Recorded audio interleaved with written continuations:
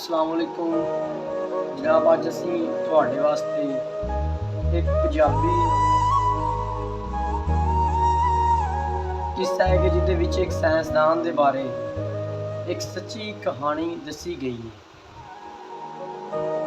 कि जिहदा नाम इस तरह बयान किया गया कि महान मां ते उहदा अजीम पुत्र।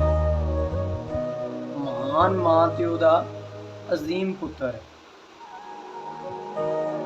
जिहदा नाम है कि थॉमस एडिसन दुनिया भर के मशहूर साइंसदाना अते मौजूदा विच एक वड्डा नाम है। ਉਹ जद निक्का जिहा बाल सी वो जिस स्कूल विच जांदा सी उत्थे टीचर ने उन्होंने एक खत लिफाफे विच वलेट के दिता ते आख्या कि यह खत अपनी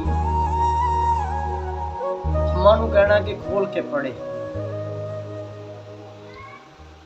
एडिसन घर आया तो उन्हें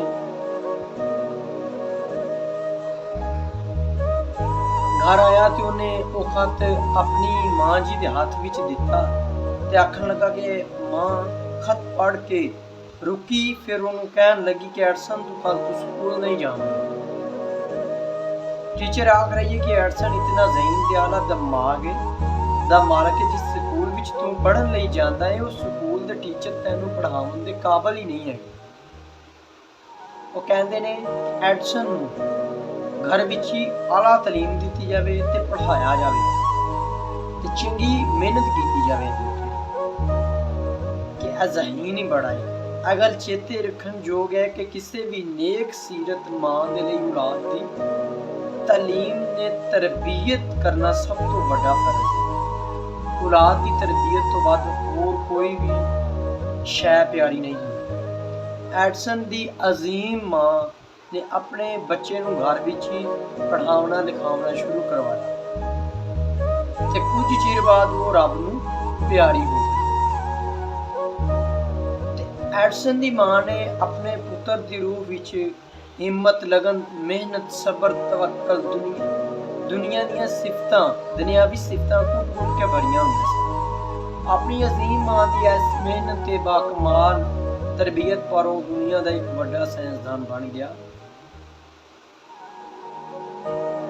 जदों उस साइंसदान बन गया दुनिया का बड़ा ते एडिसन दियां इजादां दुनिया भर विच मशहूर हो गई ते उहदी हर पासे वाह वाह होवन लग पई सी ते हुकूमतां दे सरबराह अपने हैट उतार के उन्होंने चुक के सलाम करन लग पे कि उन्हें इन्नी मेहनत की कि अपनी मेहनत के तरीके दे नाल एक बड़ा साइंसदान बन गया।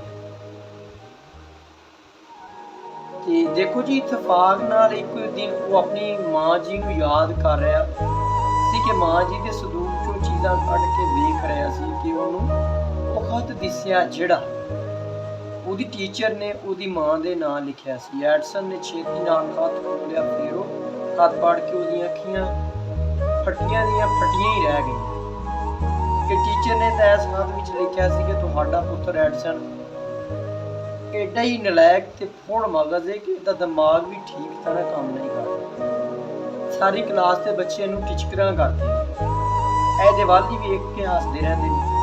ਅਸੀਂ ਇਹ ਸਮਝਦੇ ਹਾਂ ਕਿ ਇਹਦਾ ਸਾਡੇ ਸਕੂਲ ਵਿੱਚ ਦਾਖਲ ਲੈਣਾ ਸਾਡੇ ਲਈ ਠੀਕ ਨਹੀਂ। ਸਾਡੇ ਸਕੂਲ ਦੇ ਨਤੀਜੇ ਵਿੱਚ ਫਰਕ ਆਵੇਗਾ। ਅਸੀਂ ਇਸ ਲਈ ਇਸ ਸਕੂਲ ਦੇ ਵਿੱਚੋਂ ਇਹਦਾ ਨਾਮ ਕੱਟ ਦਿੱਤਾ ਹੈ।